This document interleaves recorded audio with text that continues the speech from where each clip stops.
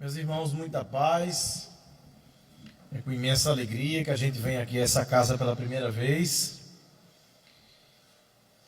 E vamos abordar um tema que é bem interessante, que as pessoas sempre gostam, que é sobre a imortalidade da alma, à luz da psicografia. É que uma das evidências da sobrevivência da alma é o fenômeno da psicografia. Através da psicografia a gente tem ali a certeza de que aquele nosso pai, aquele nosso filho, aquele parente nosso, ele está vivo. Mas para a gente falar de psicografia, antes disso é importante a gente falar um pouco da imortalidade, da mediunidade, porque muita gente acredita que foi o Espiritismo quem descobriu essa possibilidade de contato. E não é verdade. Se formos olhar os povos antigos, como o hinduísmo, que ascendeu na Índia com Krishna 3.200 anos antes de Jesus, a gente vai ver a figura de Krishna, o expoente, como eu disse, do hinduísmo. A idade de Krishna hoje seria mais ou menos 5.200 anos. E nos livros sagrados do hinduísmo, como o Mahabharata, os Upanishads, você vê essa comunicação entre os vivos e os mortos presente do começo ao fim. O Mahabharata, minha gente, é uma pilha de livro de 1,5 metro.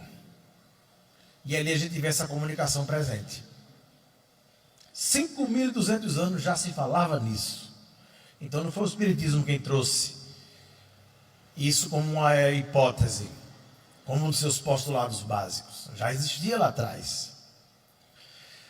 Se sairmos do hinduísmo e viemos um pouco mais para cá, mais ou menos 650 anos antes de Jesus, também ali na Índia, vamos ver a figura de Siddhartha Gautama Buda, o expoente do budismo, que nada mais é do que uma pedagogização do hinduísmo. E eu não sabia que no budismo tinha essa comunicação. Eu fiquei sabendo em 2015, quando fui participar do 5º Simpósio Espírita do Japão, ao lado do querido Haroldo Dutra Dias. Fomos nós dois, Haroldo foi na frente, fez uma semana, eu fui uma semana depois. E lá a gente rodou o Japão todo. E para nossa surpresa, fomos a um templo budista. Eu questionei um colega nosso do movimento espírita, brasileiro lá, que onde tem espiritismo no mundo é só brasileiro. E eu perguntei, no budismo também tem comunicação entre os vivos e os mortos? Ele disse, olha Guilherme, tem também. Não é como no espiritismo, mas tem também. Porque o último estágio para o indivíduo se tornar o lama é a consulta aos oráculos. Eles fazem uma reunião a portas fechadas. Ali eles evocam os espíritos. Eles mantêm o contato com os espíritos para saber se a alma daquele indivíduo que está ali é a reencarnação do lama anterior. Após a comprovação, através da mediunidade, de que aquele indivíduo é a reencarnação do lama anterior, ele é nomeado lama. Então no budismo também tem essa comunicação. Podemos dizer que no Oriente, melhor, na Terra dos 7 bilhões de habitantes, pelo menos 3 bilhões são reencarnacionistas. Quase metade. Você vê os judeus ortodoxos, aquele que tem aquela costeletazinha assim, com aquele chapéu, todos são reencarnacionistas, porque está na Torá. Lá no Japão, a gente conheceu o trabalho de Masaharu Taniguchi, o expoente da Seishonoye, que é o Chico Xavier deles lá. Psicografou mais de 200 livros. E quando a gente vai ler a Seishonoye, alguém conhece aqui a Seishonoye? Masaharu Taniguchi, já ouviram falar? Você lê ali, parece que você está lendo um livro de Chico Xavier. Morreu no ano de 1985 nos Estados Unidos. E em toda a sua obra você vê a comunicação. São livros psicografados através de mediunidade intuitiva ou audiente. Porque existem 3 tipos de mediunidade, que a gente vai abordar mais na frente. Melhor, de mediunidade de psicografia. Mas muita gente pensa que essa coisa da imortalidade ficou presa só ao Oriente. Mas não é verdade. Quando a gente chega aqui no Ocidente, a gente tem a Bíblia como livro sagrado dos cristãos, e a gente vê a comunicação presente na Bíblia do começo ao fim. No livro Deuteronômios, Moisés proíbe a consulta aos mortos. Ora, se Moisés proibiu, é porque se fazia. Eu não posso pôr uma placa aqui no centro, dizendo que é proibido tomar banho de piscina, se aqui não tiver uma piscina. Se tem uma placa afirmando que é proibido tomar banho de piscina, é porque tem piscina. Então, estamos diante de um fato. A Bíblia afirma que os mortos podem se comunicar, porque foi proibido. A questão é, se deve, se não deve, isso é outra história. Mas, no Novo Testamento, Jesus veio e liberou essa comunicação. Quando ele materializa no Monte Tabor, Elias e Moisés, que vieram do mundo dos mortos, ficaram 2 semanas com os apóstolos, foram construindo tendas para que eles ficassem, e as religiões não exploram isso. E foi Jesus quem disse: podereis fazer o que eu faço e muito mais. Você pode ler a Bíblia interpretada de um jeito, o nosso irmão evangélico lê e interpreta de outro, o nosso irmão católico lê e interpreta de outro, e cada um vai interpretando da sua forma, pois a Bíblia ela foi escrita em linguagem parabólica, o que dá margem a várias interpretações. É por isso que existem os católicos apostólicos romanos, com quase 1 bilhão de habitantes, de seguidores, os católicos ortodoxos, os anglicanos e os católicos de cóptas, que tem outro papa que não segue Roma, que o padre pode casar. Outros tipos de católicos a gente não conhece. E aí tem as igrejas reformadas, que são as igrejas protestantes, com mais de 1.400 denominações. Cada um interpretando a Bíblia da sua forma, da sua maneira. Eu conheci nos Estados Unidos um pastor evangélico, que defende a pena de morte, que segundo ele estava na Bíblia, foi inspirado por Deus. Está lá, e ele defende. Ele tem muitos argumentos. Ele se baseia no Antigo Testamento, né? Então, minha gente, essa comunicação ela sempre existiu na Igreja Católica. O nascimento de Jesus foi anunciado a Maria por um fenômeno espiritual, que ela estava grávida de Jesus. O Mateus chama Jesus no Evangelho de Senhor dos Espíritos, expulsou espíritos obsediando pessoas, subjugando. E o que dizer de Joana d'Arc, o maior fenômeno da história, camponesa, analfabeta, pagã, ouvia as vozes de Santa Catarina e de São Felipe. Ela com 7, 8 anos de idade, as vozes diziam a ela, onde tinha um animal com a perna presa na armadilha na floresta, ela ia lá e saltava.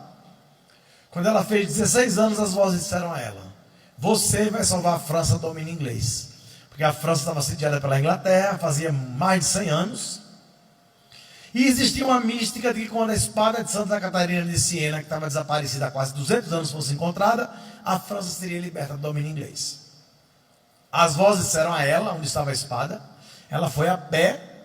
No meio do caminho encontrou Roberto Guadecu, que ficou com ela até o momento da morte. As vozes, ela montada num cavalo, escrito: pela parte de Deus, Jesus e Maria. Ela montada no cavalo, ouvia todas as instruções de batalha, com um exército pequeno, começou a ganhar as guerras, tudo orientado pelas vozes dos mortos. Ganhou a guerra e trouxe de volta a coroa para a França, que já estava sitiada fazia mais de 100 anos. Tudo orientado pelas vozes. Só que Joana d'Arc tinha 3 inimigos.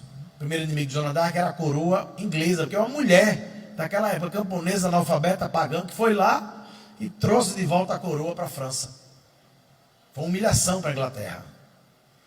O segundo inimigo de Joana d'Arc era a própria coroa francesa, porque as pessoas chegavam para o rei e diziam: o senhor é o rei, mas a rainha é ela. Ela foi quem trouxe de volta a coroa.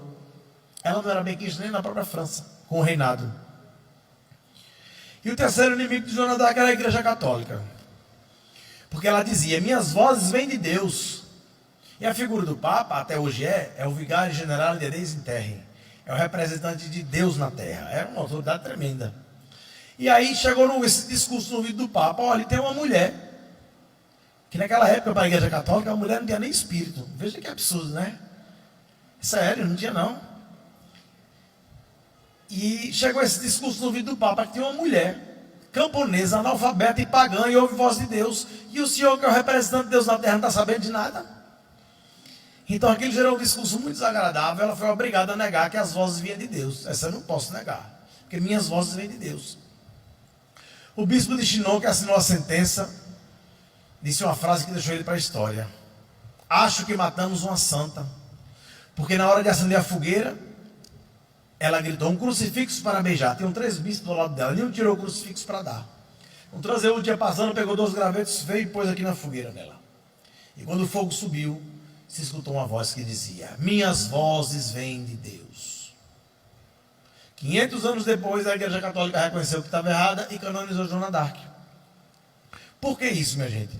Porque não é interessante para as religiões afirmarem que os mortos podem se comunicar. Porque em algum ponto da história, isso pode atrapalhar o processo de dominação das massas. Quanto mais as massas ignorarem o fenômeno, mais vai existir a figura do pastor. Porque se o rebanho se esclarecer, acaba a figura do pastor. Então não é interessante para eles afirmarem isso. O que dizer da noite de Pentecostes, a noite das línguas de fogo, que até hoje as religiões não sabem explicar? Ali fora a noite das aparições dos espíritos superiores, que vieram ali, tocaram os apóstolos, que desenvolveram a mediunidade e a valentia. O interessante é que até a noite de Pentecostes, os apóstolos eram meio que tímidos e acovardados. Você vê que Pedro negou Jesus 3 vezes. Era ele que estava com Galileu, disse, não fui eu não. Mas após eles terem desenvolvido a mediunidade, veja como a mediunidade foi importante para a construção do cristianismo. Após a noite de Pentecostes, os apóstolos desenvolveram a coragem e a valentia. Pedro, que negou Jesus 3 vezes, na hora de morrer, disse, não tenho a honra de morrer como mestre. Quero que me crucifiquem de ponta cabeça. Veja que valentia esse homem. E todos os apóstolos morreram de formas trágicas, decapitados, eram comida de leão, enfim, eram decapitados. E eles iam cantando as glórias do Senhor. Veja que valentia esse pessoal. Inclusive teve um teólogo alemão que escreveu um artigo dizendo que Jesus não podia ter existido. Que se Jesus fosse filho de Deus e viesse à terra implantar seu reino, não iria escolher 12 apóstolos medíocres, simples pescadores, analfabetos. Escolheria gente que pudesse influenciar. Mas faltou ele a visão espírita. Até pensei em escrever para ele. Porque Jesus, quando batia o olho, Jesus não olhava o intelecto. Jesus escolheu médiuns. Era a faculdade mediúnica que era necessária para que o Cristo pudesse implantar o seu reino de amor na terra. Então vocês vejam a mediunidade como foi importante. E a Igreja Católica escondendo essas coisas da gente. Não fala isso. Mas o fato mais contundente que mostra a comunicação entre os vivos e os mortos dentro do seio da Igreja Católica, eu fiquei sabendo há 12 anos, quando um grande amigo, o parapsicólogo baiano Clóvis Nunes, falou de um museu que a Igreja Católica tinha próximo ao Vaticano. É aquele primeiro vídeo, pode deixar no ponto, não precisa passar, é esse aí, pronto, que vocês já estão vendo aí. Que a igreja tinha um museu, que esse museu, ele guardava registros de aparições de padres e freiras mortas em ambiente católico. Porque na época de Kardec, os espíritos não só se comunicaram no meio dentro do movimento espírita, não. Os espíritos, eles se comunicaram dentro de ambiente católico, em todos os lugares. Dentro de mosteiros, conventos, igrejas, monastérios. E aí o Papa da época designa 3 bispos que andam toda a Europa, colhendo prova dessas comunicações, e manda construir uma igreja chamada Igreja do Sagrado Coração do Sufrágio. E dentro dessa igreja, do lado esquerdo da sacristia, eles constroem um museu, chamado Museu das Almas do Purgatório. Alguém já ouviu falar? Pronto, 2, 3 pessoas. 4. Então o que aconteceu? Deve ter visto minha palestra, né? Então o que aconteceu? Eles recolheram 270 peças.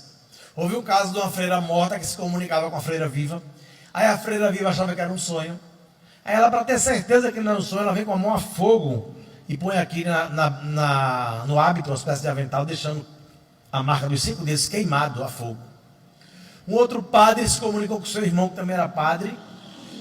O padre vivo queria deixar a igreja. O padre morto dizia, não deixa a igreja. Ele achava que era um sonho.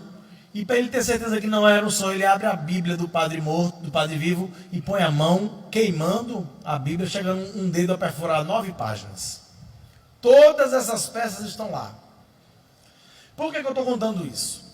Porque há 2 anos atrás, quando eu fui lançar o primeiro livro, que é esse aqui, Psicografia Casos Investigados, eu fui lançar o livro em Milão. E eu tinha uma ex-namorada que era muito católica. Sabe aquelas católicas que não falta uma missa? Pronto. E ela era naquela, assim, ela gostava de debater mesmo, ela é fervorosa. E eu acho que ela ficou comigo porque estava muito apaixonada, né? Porque era espírita e ela vivia me convidando para ir à missa, eu nunca ia. Aí, resultado, nós fomos lançar um livro em Milão, ela foi comigo. Quando chegou em Milão, nós íamos para Miami. Foi quando teve um furacão há 2 anos atrás lá. E eles cancelaram minha ida a Miami, cancelaram o voo, cancelaram a palestra. Eu ia ver o Mickey lá na Disney, não fui, perdi tudo.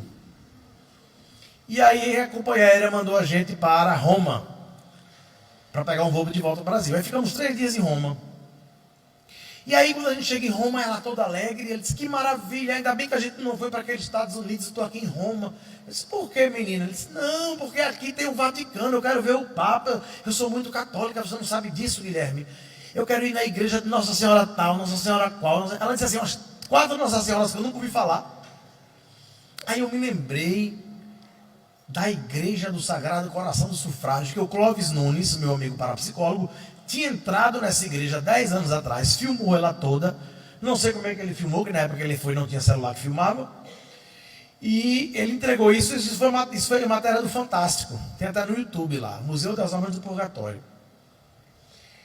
E aí eu me lembrei, eu disse, meu bem, eu quero ir na Igreja do Sagrado Coração do Sufrágio, então. Ela olhou para mim e disse, Guilherme, que igreja é essa? Nunca ouvi falar. Olha que eu sou católica. E lá em Recife, eu sempre lhe chamava para missa, você nunca ia, por que você quer ir agora? O que é que tem nessa igreja, Guilherme, que você quer tanto ver? Eu não podia contar, né? Se eu contasse, né? Ela não ia querer. Mas eu disse, não, é que a igreja tem lá um museu secreto, que eu quero entrar para bater umas fotos. Ela, como é? Um museu secreto? Eu disse, sim. E você vai entrar no museu? Eu digo, sim, claro. Mas Guilherme, isso é pecado. Você quer que eu vá pecar junto com você? Não, eu não estou de acordo com isso e tal. Olha, foi uma dificuldade para convencer. Mas como eu sabia que ela estava apaixonada, aí eu usei baixo. Eu digo, olha, meu bem, toda relação tem que haver cumplicidade. Se não houver cumplicidade, não é relação. Você sabe que eu sou pesquisador, que eu tenho que pesquisar e tal. E convenci pelo coração. Aí combinamos de no outro dia ir ver lá a igreja. Aí fomos. Quando nós chegamos à porta da igreja, tinha uma placa. Isso era no sábado, que no domingo seria o aniversário do centenário de reabertura da igreja. Porque o que aconteceu? No século XIX, no início do século XX, ocorreu um grande incêndio nessa igreja, e eles tiveram muita dificuldade de apagar, e no altar, era uma pedra de mármore grande, e o fogo começou a surgir de dentro do mármore. Nós que estudamos parapsicologia, chamamos esse fenômeno de parapirogenia. Depois de muito tempo, o mármore apagou, o fogo apagou. E ali se formou a figura de um rosto, que segundo os relatos do museu, seria uma alma do purgatório se comunicando. Porque o que acontece? Por que a igreja construiu esse museu? Porque as comunicações que estavam ocorrendo dentro do ambiente católico eram de padres e freiras mortas vindo pedir oração, porque estavam sofrendo. Você imagina, o indivíduo passa a vida toda no celibato como padre, né? Aí quando morre, aí quando vem pedir oração, porque está sofrendo, então ele não podia estar no céu, né? Tinha que estar no inferno. Então isso não ficou bem para a igreja. Aí o Papa resolve então dar ênfase à ideia do purgatório, que nossos irmãos evangélicos não acreditam, e ali constrói a igreja do sufrágio, do Sagrado Coração do Sufrágio, e o Museu das Almas do Purgatório. Por quê? Porque o purgatório fica ali no meio do caminho, né? Nem é céu, nem é no inferno. O padre está lá no purgatório. Aí ele vem pedindo oração. Aí a gente na igreja ora, aí ele está no purgatório, aí sobe. Resolvido o problema. Só, minha gente, que a partir do momento em que a igreja vem legitimar o purgatório, ela também legitima a comunicação entre os vivos e os mortos dentro do ser da igreja católica. Muitos padres e freiras nunca ouviram falar nesse museu, museu secreto. Se perguntarem ao padre aqui da cidade, ele não vai saber. E aí o que aconteceu? Eu liguei para o meu amigo Clóvis Nunes na Bahia. Digo, Clóvis, eu estou aqui, eu quero entrar no museu, me diga como é que faz. Aí ele começou a descrever, né? E eu, comecei a copiar como se fosse um mapa. Quando eu vi, já estava com as 5, 6 páginas. Era uma espécie de mapa do tesouro. E ele narrando o que eu tinha que fazer, onde é que estava. Ele falou que lá, que a pedra que o rosto em tormentos que estava no altar da pedra de mármore, ele foi construído um armário, uma espécie de uma Madonna, que eu tinha que abrir com cuidado e tal. E eu peguei todo o roteiro. E no outro dia, e eu vi lá, quando estava com ela na porta da igreja, que no outro dia seria a reabertura, e teriam 2 missas, uma de 9 às 10 e outra de 10 às 11. Eu disse, olha meu bem, amanhã vai ter 2 missas, às vezes a gente chega às 9, porque a gente assiste às 2 missas. Ela, mas às 2? Lá em Recife você não ia nem para uma? O que é que tem nessa igreja, Guilherme, que você quer tanto ver? Não esconda de mim, não brinque com o 6º sentido de mulher, pior que é mesmo, viu? Olha, o tal do 6º sentido de mulher, quando ela disse que tem fumaça, pode ter certeza que há fogo. Aí eu tive que falar, mas eu falei assim com caridade, não foi muito duro não. Eu cheguei para ela e disse, não, é porque esse museu tem umas fotografias de umas almas, tem uma fotografia de umas peças de pessoas mortas que o padre, a igreja católica fez. Ela olhava para mim assim, mas é cumplicidade, né? Ela tinha que ir, fazer o que? Ela já tinha dito que ia. Aí ela foi. No outro dia, 9 da manhã, estávamos na porta da igreja. Eu comprei um pau de selfie no camelô, comprei um chiclete que fazia parte do plano, e um mapa do tesouro aqui embaixo, com o roteiro e com tudo. E aí a igreja já estava lotada. Nós sentamos lá atrás e o padre começou a rezar a missa, celebrar a missa. E eu notei que a cada 10 minutos o padre parava e dizia, vou ao banheiro. Ele fez isso umas 4, 5 vezes. Eu não sei se o padre estava com uma disenteria, se era um problema na próstata, continência urinária, eu não sei o que era. Mas eu vi naquela situação a possibilidade de adentrar o museu que estava ali e filmar esse museu e trazer para vocês. E aí eu combinei com ela, disse, olha, quando começar a segunda missa, a Maria disse, Guilherme, até agora eu não entendi, por que você quis ver as 2 missas? Eu disse, meu bem, porque a primeira missa é para a gente fazer um reconhecimento do terreno, e a segunda é para ver como é que eu vou entrar lá no museu, e eu já sei como é que eu vou entrar. Ela disse, como? Quando acabar a missa, a gente se levanta, vem correndo e senta ali na frente, bem próximo à porta. Quando o padre for ao banheiro, eu entro. Ela disse, eu namoro com um louco e não sabia, bem que minha mãe achava você um pouco estranho. Sogra, né? Aí, resultado. Quando acabou a missa, o pessoal saiu, a gente entrou e sentou ali. Eu já deixei o pau de selfie pronto. Quando o padre disse, vou ao banheiro, eu disse, é agora, showtime. Eu saí correndo, pus a mão na maçaneta, quando eu virei, estava aberta. Eu disse, é agora, aí entrei. E eu me vi dentro do Museu das Almas do Purgatório do Vaticano. Museu construído com a bênção do Papa. E ali eu peguei o pau de selfie e comecei a tirar as fotos. E saí tirando foto. E o coração, minhas pernas tremiam, o coração batia, meu todo suado, as pernas faziam assim. Olha, minha gente, eu olhava e ia lá fora ver se o padre estava vindo. Aí via que o padre não estava vindo, ele voltava e tirava mais fotos. E eu era uma emoção, com medo, porque se a polícia pegasse, não ia ser feito aqui não, né? Não, sou filho de... Não, lá ia preso. E era muita emoção. Eu me sentia, minha gente, como se eu estivesse assim num filme, uma mistura de Indiana Jones com Harry Potter. Pronto. Eu estava no filme de Harry Potter. E ali, aí, quando eu olhei o padre vindo, eu já saí, tirei as fotos que eu quis, sentei do lado dela, aliviada. Ela disse, e aí, conseguiu isso tudo. Ela disse, não, agora nós podemos ir embora, né? Disse, embora? E o ser em tormentos que está ali atrás daquele armário? Ela disse, você é louco. Eu já desconfiava que você era louco, agora eu tenho certeza, bem que minha mãe falou. Como é que você vai tirar foto dali com aquele armário fechado e o padre ali? Eu disse, meu bem, eu tenho um plano B. Ele disse, plano B? Eu disse, mas eu não estou nele não. Eu disse, claro que está. Cumplicidade. Ela disse, sim, mas o que é que eu tenho que fazer? Eu disse, nada demais. Quando acabar a missa, você vai conversar com o padre. E vai andando com ele, levando ele para o lado de lá. Para eu poder ficar distante e poder abrir lá e bater a foto. Ela disse, você é louco. Eu não falo italiano, Guilherme. Eu digo, eu sei. Ele também não deve falar português. Então vai ser óbvio que você vai tentar conversar com ele, vai distrair ele para eu poder abrir lá. Aí ela foi. Quando acabou a missa, eu já fui empurrando ela. Eu digo, vai empurra aí. Aí ela foi.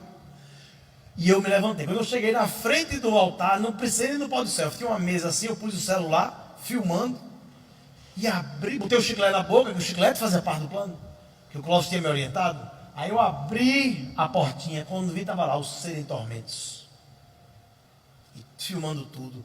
Quando eu olhei, estavam os dois lá assim, ó. mímica, se comunicando. Maravilha.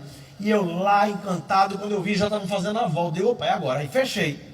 Quando eu fechei as duas portinhas, a portinha abria. Ai, meu Deus. Eu fechava, a portinha abria. Eu já sabia que o Clóvis tinha me dito. Eu tirei o chiclete da boca e fechei a porta e saí. E fui embora. Em disparada. O Clóvis usou uma fita durex. Eu usei o chiclete. Aí saí correndo. Esperei ela lá fora. Quando ela chegou, eu disse: e aí, meu bem, vamos ao Vaticano? Ela disse: não, agora eu quero ir para o hotel. Ela fechou a cara, não quis mais nada. Quando chegou no hotel, eu disse: agora eu quero ver essas fotos. Aí eu mostrei. Ela pediu, eu mostrei tudo. E eu trouxe o museu para passar para vocês em primeira mão. Pode passar. Museu das Almas do Purgatório da Igreja Católica. Museu secreto. Pode aumentar o som. E a gente estamos aqui em Roma, em frente à igreja do Sagrado Coração do Sufrágio. Essa igreja, ela guarda um museu secreto, que a Igreja Católica guarda 7 chaves, que é um museu que tem registro de aparições de padres e freiras mortas em ambiente católico. Durante vários anos a igreja catalogou, conseguiu trazer essas peças e guardam aí as 7 chaves. E esse museu a gente vai tentar entrar nele agora. É um museu secreto que a Igreja Católica tem, que comprova a comunicação entre os vivos e os mortos, dentro do seio da Igreja Católica. Muitos padres e freiras e bispos nunca ouviram falar desse museu. A primeira pessoa que conseguiu entrar escondido nesse museu foi o nosso amigo, o parapsicólogo Clóvis Nunes, que entrou no Museu das Almas do Purgatório e filmou todo o museu. Essa matéria, inclusive, vocês podem acessar aí no YouTube. Vocês podem pôr Museu das Almas do Purgatório e vocês vão encontrar toda a matéria falando da igreja. Nós vamos também tentar entrar aí, que não é fácil, é um museu secreto, fechado, as 7 chaves. E vamos tentar bater algumas fotos e filmar esse museu para vocês. Vamos lá.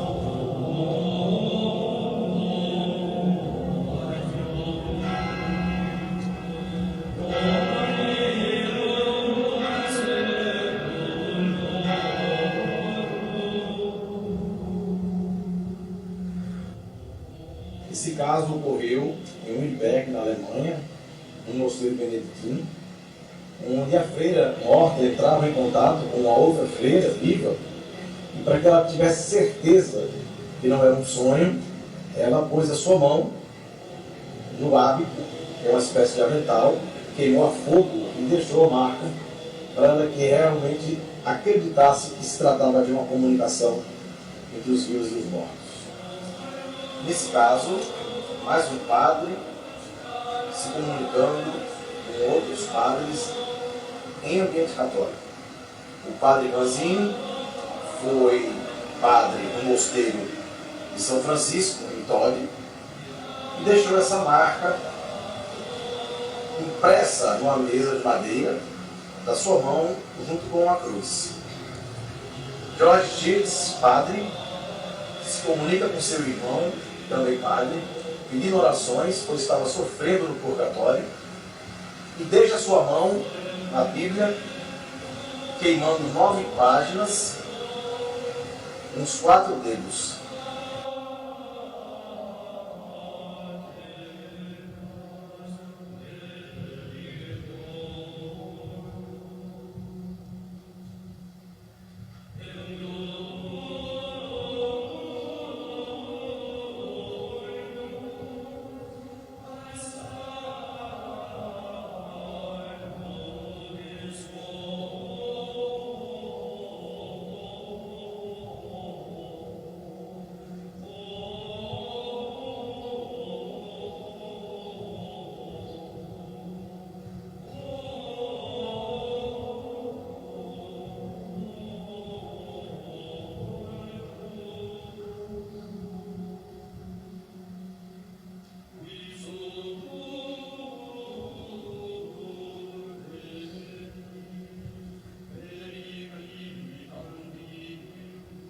Olha aí. E a Igreja Católica escondendo isso da gente. E o que acontece? Não só teve coisa boa não. Quando a gente chegou em Recife, ela ficou assim uns 3 dias sem falar comigo. Aí de repente chega uma mensagem dela. Ela disse: Guilherme, nós somos muito diferentes Esse negócio de se comunicar com os mortos não faz muito minha cabeça, não. Eu prefiro estar solteira. Minha gente, ela acabou o namoro pelo WhatsApp. Vocês estão rindo porque não foi com vocês. Acabou pelo WhatsApp, minha gente. Tolerante, né? Ela, né? Pois é. E é isso. Então vocês verem que essa comunicação ela sempre existiu. Esse museu, inclusive, hoje já está sendo aberto e podendo ser visitado. Depois que a gente divulgou aí. Então chegamos na psicografia, que era importante a gente falar um pouco da mediunidade, da comunicabilidade dos espíritos, para a gente chegar na psicografia. Até Allan Kardec, o médium não tinha escolha, ou era bruxo ou era louco. Kardec foi quem deu a dignidade da mediunidade, mostrando que é uma faculdade psicobiofísica que a natureza outorgou ao cérebro humano desde que o homem existe. E eu me interessei pela psicografia pela curiosidade. Eu não sou médium, eu não vejo nada, eu não sinto nada, eu não escuto nada, e só me arrepio quando vou para os Estados Unidos no inverno de frio. E o que acontece? Eu fui pela pesquisa, pela curiosidade. Até meus 15 anos era meio que ateu, não acreditava em nada. E estudando espiritismo eu me convenci da minha realidade espiritual. E a psicografia, ela veio há 5 anos atrás, quando nós fizemos um trabalho onde tivemos contato com 25 médiuns de psicografia no Brasil e fora do Brasil.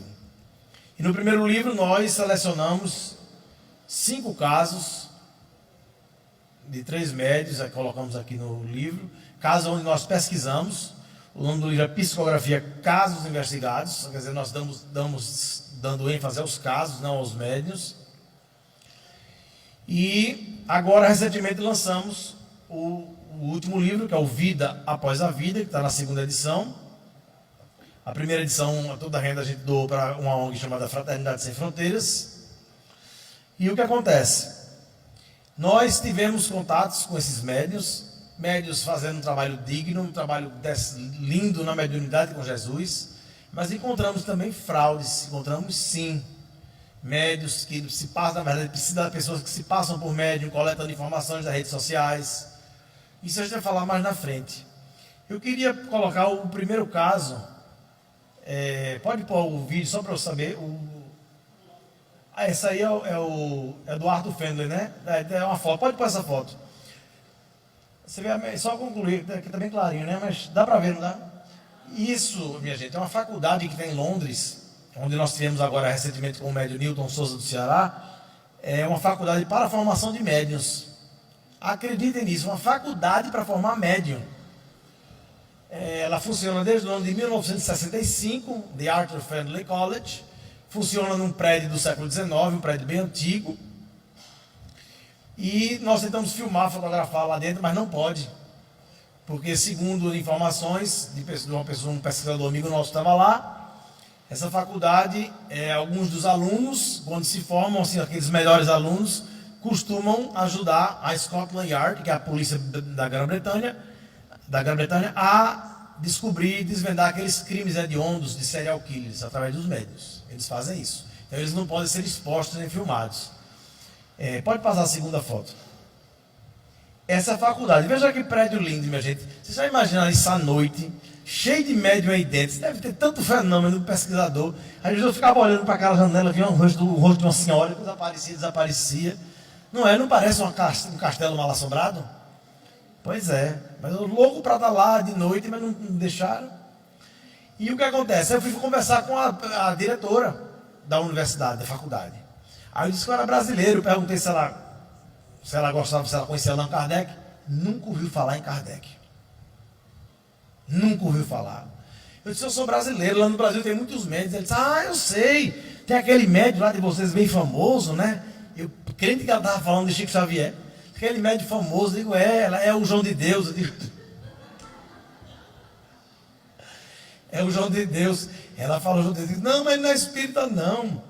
Não, mas tem um que vem aqui todo ano fazer pintura mediúnica já há 15 anos. De quem é? O José Medrado. Disse, eu conheço. É da Bahia. É um médico de pintura mediúnica que faz pintura. Eu conheço sim. Tá? Ela disse que há 15 anos que ele vai lá. Então o único médico assim, que ela conhecia era o José Medrado.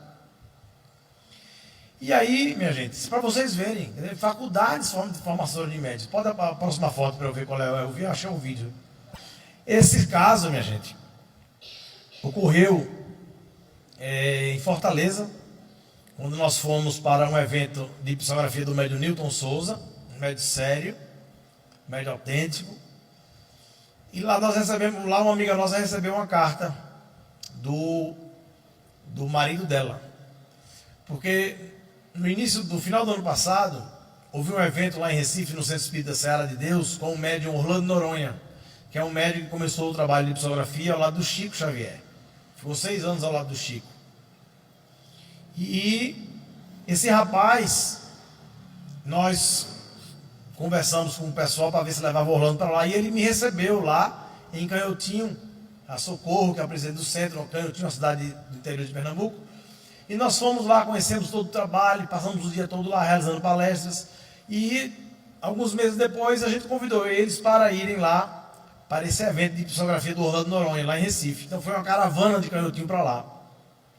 E passamos um dia maravilhoso. E aí acabou, eu voltei para minha casa, eles pegaram o carro e pegaram a estrada, mais ou menos 3 horas de Recife. E eu me acordei de madrugada com um telefonema, dizendo que o carro que ele vinha, junto com a esposa, a Socorro, houve uma colisão de frente. Veio um rapaz bêbado, cruzou o canteiro, era uma pista de 2 faixas para ir, 2 para voltar. O cara veio, cruzou o canteiro na contramão, bateu de frente, matou a esposa e a filhinha, e matou o nosso amigo, o dentista, que vocês vão ver a história toda dele, tá? E foi um choque muito grande para a gente. E 6 meses depois, a gente vai para o evento lá em Fortaleza. Ela vai para Fortaleza também com a esposa Ana, e lá recebe a carta do marido, o doutor Felipe, que a gente vai passar agora para vocês. E inclusive na carta ele cita meu nome. Foi a primeira vez que meu nome apareceu numa carta psicografada. Pode pôr. Felipe Manuel Barbosa Silva.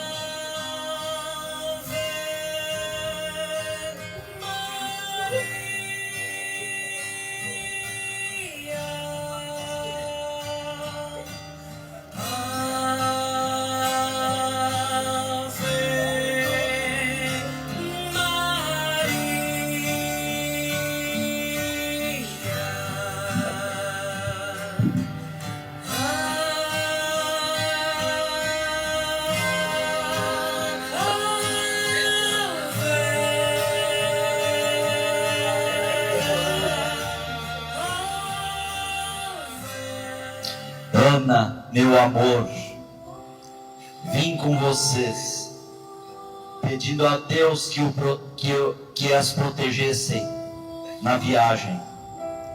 Farei o máximo nesta carta, porque preciso lutar com as lágrimas que me chegam com naturalidade. Não são lágrimas de dor, não é isso não. É pela emoção deste momento em que posso lhes dizer que todo o impacto do acidente que nos pegou quando nós retornávamos da reunião no Ceará não me traz mais sensações não boas. Estou aqui com o querido tio João. Lembro com tanta clareza nossa alegria no veículo por termos passado com amigos momentos especiais em uma reunião que nos trouxe tanta paz. Nas leis de Deus, meu amor, 1 segundo é determinante. Aqueles segundos de avanço do carro que invadiu no canteiro e veio chocar conosco deve ter cumprido uma programação maior que um dia nós iremos saber com detalhes. O que podemos dizer é que existem situações inexplicáveis, mesmo que saibamos que o condutor do carro que nos atingiu estava alcoolizado. Eu já pude ver sua esposa e filha que não resistiram ao ferimento, mas não sou autorizado a explicitar o nome deles. Compreendo as nossas indagações, são naturais, mas na frase não cai uma folha da árvore sem que Deus o queira.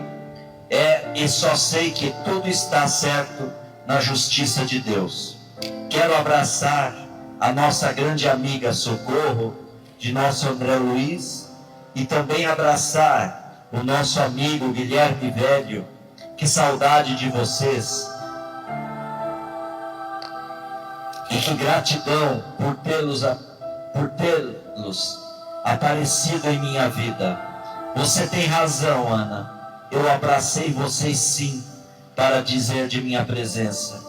Eu soube que após o acidente, recuperado do lado de cá, na despedida do meu corpo tombado, muitos corações agradecidos vinham deixar seu carinho.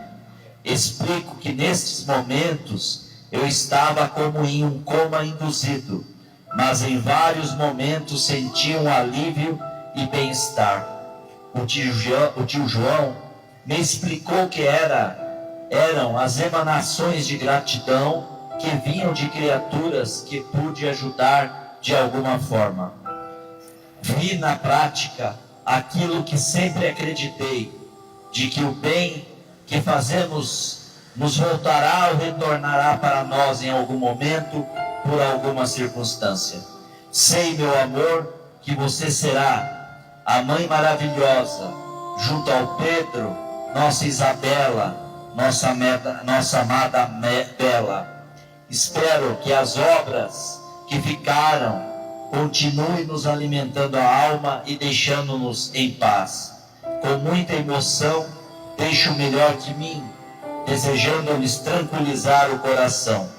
Com a saudade aberta, sou o esposo, pai e amigo, lhes abraçando, na certeza que teremos dias sempre melhores. Com amor e carinho, Felipe Emanuel Barbosa Silva.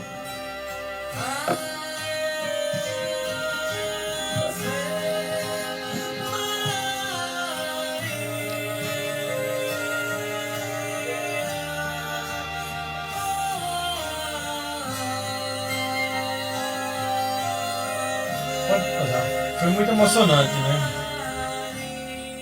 Carta rica de detalhes. Você vê como é que funciona o processo. O médium, ele vem para cá, certo? Aí é distribuído aqui 100 fichas. E nessa ficha você põe apenas o nome do parente morto, a data de nascimento e a data de morte. Não existe entrevista, não existe anamnese, o médium não obtém informação. Ele fica no local reservado, concentrado. A gente chama ficha 1, aí a pessoa vai. Ficha 2, só faz entregar a ficha. Na hora que ele recebe a ficha da pessoa, ali ele já sente no fenômeno de psicometria, ele já sente que o telefone vai tocar de lá para cá. Porque ele não escolhe quem vai receber carta. O telefone toca de lá para cá. É ele que sente o que vem. Ele não tem como saber. Assim como Chico fazia. Chico também anotava a data de nascimento, o nome desencarnado, data de nascimento, data de morte. Põe só aquela tela principal para eu ver ali só a relação dos vídeos, que é que tem aí. Então o que acontece? Pode deixar assim, quando na hora de passar eu te aviso. Então o que acontece? Então naquele momento, muitas das vezes, o médium já faz a comunicação ali, na hora que entrega a ficha. Nesse nosso segundo livro, a gente tem os casos de 3 médios, que é o Alaú Borges, o Newton Souza e o Orlando Noronha. Esses 3 médios, eles funcionam, todos se trabalham, têm sua profissão, não vivem da mediunidade, não vivem da venda de livros, e toda a renda eles fazem doação, não ficam com isso, tem sua profissão, não ficam. O Alaú é enfermeiro, o Newton é professor de história, o Orlando trabalha na multinacional, então cada um tem sua profissão. Isso é muito importante, né? Porque a gente vê hoje muita gente vivendo da mediunidade, e está errado isso. No Espiritismo, Kardec orienta de que a mediunidade ela tem que ser de graça. Você não pode viver da mediunidade. Alguém aqui já recebeu carta psicografada? Já? Olha aí. Pode dizer o nome dos médios? Pode ser, de repente eu conheço algum. Alguém quer falar? Ninguém quer falar, tá vendo? É daqui. Ah, tá. Não é de um médico que veio de fora assim, não, né? Ah, tá bom. Ah, tá bom. Existem 3 tipos de médios, como eu falei no início da fala, de psicografia. Tem o médium mecânico, como o Chico era, que é que escreve a jato, ele fica inconsciente, ele não tem consciência do que está escrevendo. Atualmente no Brasil eu só conheço um médium mecânico, que é o José Araújo, que nasceu em Recife, mas mora em Blumenau, Santa Catarina. E o Zé faz o seguinte, ele, naquela região, foi toda colonizada pelos alemães, e ali ele não tem contato. Ele chega aqui, senta aqui e começa a dar a carta do seu tio, da sua avó, sem ter qualquer contato. E detalhe, o sobrenome é tudo alemão. Ele com aqueles tremas, ele não erra um. Ele não erra um.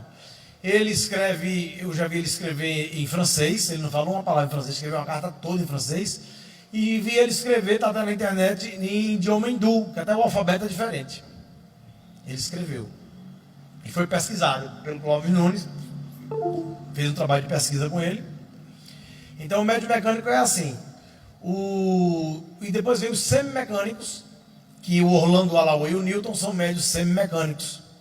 E qual é a diferença? É que o médio semimecânico ele tem consciência. Muitas vezes o Newton está psicografando ali, eu estou fazendo a palestra, depois ele comenta comigo o que foi que a gente conversou durante a palestra. Então ele tem consciência.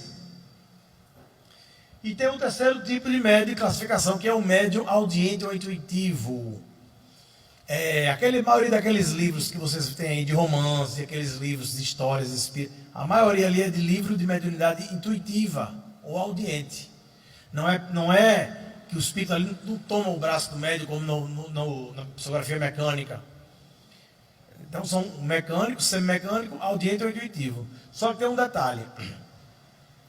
O médium mecânico e o médium semimecânico, eles são, na grande maioria das vezes, polígrafos. O que é isso? Ele consegue escrever, manter a letra do espírito quando em vida. E muitas vezes assinar igual. Eu trouxe até um caso aí para passar na outra palestra, mais adiante. E o médium mecânico e o semimecânico conseguem fazer isso. Já o médium audiente ou intuitivo, não. Ele é 100% das vezes ele é monógrafo, ele mantém a letra do médium. Porque o médium, minha gente, não é uma máquina de xerox como muita gente acha. Chico, quando foi escrever Paulo Estevão, que é a história do cristianismo vivo, acho que nenhum autor brasileiro escreveu um livro daquele, ele teve que se isolar, segundo as orientações de Emmanuel, para não ter nenhuma influência, para sair a coisa fidedigna. Porque naquele livro ele descreve Roma como nenhum autor descreveu. As bigas, as batalhas, ele nunca esteve lá. Só tinha o 4º ano primário. Chico escreveu contos, ensaios, crônicas, poesias, tudo que é estilo. O que ocorre é que a mente humana ela não poderia ter essa grande criação de multiversidade de conteúdo. Doou todos os direitos autorais, não ficou com um centavo, doou tudo para ajuda assistencial, para o trabalho social. Então, essa é a diferença. Então, Chico, ele dizia isso, que muitas dos conteúdos das cartas era do inconsciente, era ele já chegou a afirmar isso, que nem tudo era do espírito. Então, você imagina, se com Chico era assim, imagine com os outros, né? Então, a gente tem que observar bem essa coisa da mediunidade. O médium não é uma máquina de xerox.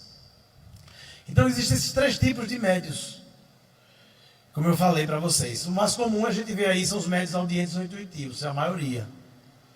E depois os médios semimecânicos e muito raro os médios mecânicos. Tá, eu vou querer passar aqui o último vídeo.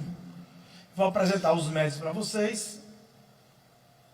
Pode passar. Quero aqui fazer um convite carinhoso para vocês. Isso é pernambucano, viu? Vai estar lançando um novo livro chamado Vida Após a Vida. E todo o lucro da primeira edição será doado à ONG Fraternidade Sem Fronteiras, da qual eu faço parte. É imperdível, não deixem de ir lá. Um grande abraço a todos. Meu nome é Luciano Klein, momentaneamente trabalhamos na Federação Espírita do Estado de Ceará como vice-presidente. E queríamos inicialmente parabenizar o nosso irmão Guilherme, pelo trabalho que ele realizando, um trabalho de pesquisa sério, conforme assim propõe o próprio Allan Kardec, o intuito de trazer para nós, de forma segura, uma análise acerca do fenômeno mediúnico. Olá, amigos, queremos convidá-los a todos. Estamos muito felizes com esse novo livro de nosso amigo e pesquisador Guilherme Velho, com o título Vida Após a Vida. Todos os direitos autorais desta primeira edição, o nosso querido autor dedicou e direcionou para Fraternidades Sem Fronteiras. Pudemos, de forma singela, cooperar com os 5 casos, com as cartas psicografadas, ao qual o nosso amigo Guilherme Velho, com a seriedade que nós conhecemos, pôde pesquisar e estudar a alma, a imortalidade da alma, à luz da psicografia. Meu nome é Alaor Borges Júnior, sou um dos médiuns psicógrafos que teve a grata satisfação de poder contribuir com este novo livro do nosso querido irmão e pesquisador Guilherme Velho, cujo título é Vida Após a Vida. Aproveito a oportunidade também de transmitir o meu respeito e toda a minha ternura aos demais médiuns Orlando Noronha e Newton Souza, que também prestaram as suas contribuições. Rogo a Jesus que possa abençoar o nosso irmão Guilherme, os médiuns citados e a mim também, que a espiritualidade amiga possa nos proteger sempre.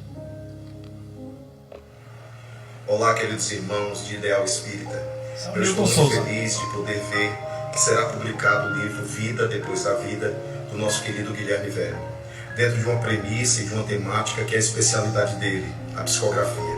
Guilherme Velho é um pesquisador sério e ele nos chamou para contribuir de alguma forma com essa obra. Fiquei muito feliz com esse convite, sobretudo porque estarei lá junto a outros companheiros, médiuns que têm procurado se dedicar à doutrina com todo amor e carinho, como Alaor Júnior, como também o nosso querido Orlando Noronha. Fico muito feliz porque esse livro vai preencher mais uma lacuna nessa área da ciência espírita tão necessária ao nosso movimento. Faço votos de muita paz e que esse livro chegue a muitas mãos e que essas cartas possam iluminar muitos corações com a verdade pesquisada. Muita paz. Meus irmãos, como vocês viram aí, né? É muita emoção, muita emoção. Os eventos de psicografia, as reuniões, a gente encontra ali o consolo. Essas cartas, elas vêm trazer tudo aquilo que a gente sempre estudou na doutrina espírita. Só que muitas vezes a gente fica preso ao fenômeno, né? Mas a gente tem que olhar o que está por trás do fenômeno, que o fenômeno tem a nos ensinar. E não ficar preso apenas à carta. João 14,16, Jesus disse: não vos deixarei órfãos, vos mandarei o Espírito de verdade, que revelará coisas que já vos disse, repetirá coisas que já vos disse, revelará coisas que não podereis suportar, ficará convosco para sempre e será o vosso Consolador. Esse Consolador que Jesus prometeu é o Espiritismo, que só consola porque esclarece. Não deixa o indivíduo apenas com a crença, põe o conhecimento na frente da crença. Na casa espírita nós estudamos, entendemos, para depois acreditarmos. Nossa fé não é fogo de palha, é uma fé raciocinada. Não aceitamos nada goela abaixo. E fé verdadeira é aquela que pode encarar a razão face a face em qualquer época da humanidade. Centro Espírita, minha gente, não é igreja, Centro Espírita é escola. A gente vem aqui para aprender as verdades espirituais que ficaram paradas nos atavismos igrejeiros e religiosos. E muitas vezes a gente vem, porque nós somos oriundos das igrejas, a grande maioria da gente, nós viemos de lá, eu vim de lá, muitos de vocês vieram das igrejas. E muitas vezes a gente vem das igrejas e traz para a casa espírita o Jesus das igrejas. Aí você diz, oi, é diferente? Tem uma diferençazinha, gente que não percebeu ainda. Para o católico, porque as igrejas católicas e protestantes, elas seguem Jesus segundo a interpretação de Paulo de Tarso. As igrejas elas são mais até paulinas do que cristãs. Para o católico protestante, Jesus é o nosso salvador pessoal. Ele veio para nos salvar do pecado original de Adão e Eva. O Espiritismo não ensina que Jesus é o nosso salvador. Para nós espíritas, Jesus não é nosso salvador. Jesus é o nosso mestre. Ele veio para nos mostrar o caminho. Mas essa salvação somos nós que fazemos, através da nossa reforma íntima, que é a coisa mais importante. Porque essa coisa do pecado original, porque para os católicos Jesus veio salvar a gente do pecado original de Adão e Eva.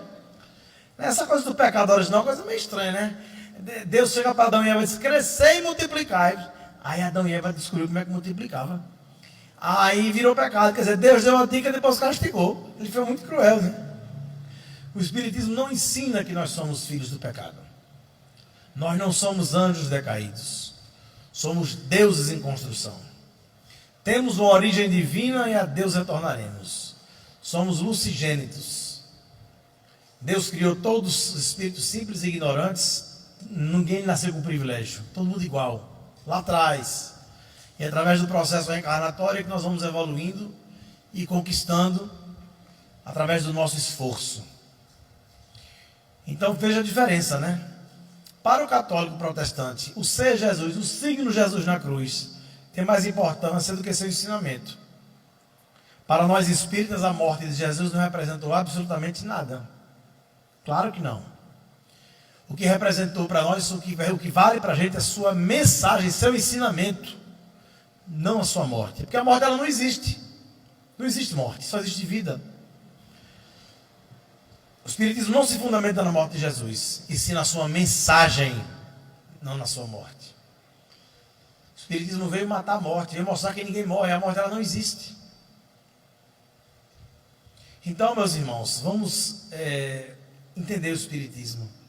A doutrina espírita é uma doutrina libertadora.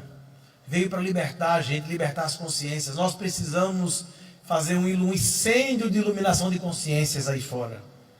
E muitas vezes ficamos aqui com uma velinha, tentando fazer, só iluminando aqui a casa espírita. Temos que tirar esse conhecimento da casa espírita e levar para as escolas, para as universidades, para as nossas relações interpessoais. É isso que nós precisamos fazer. Eu queria agradecer, acho que terminou aqui o meu tempo. A gente vai dar um descanso, um intervalo e volta para a gente continuar. Muita paz.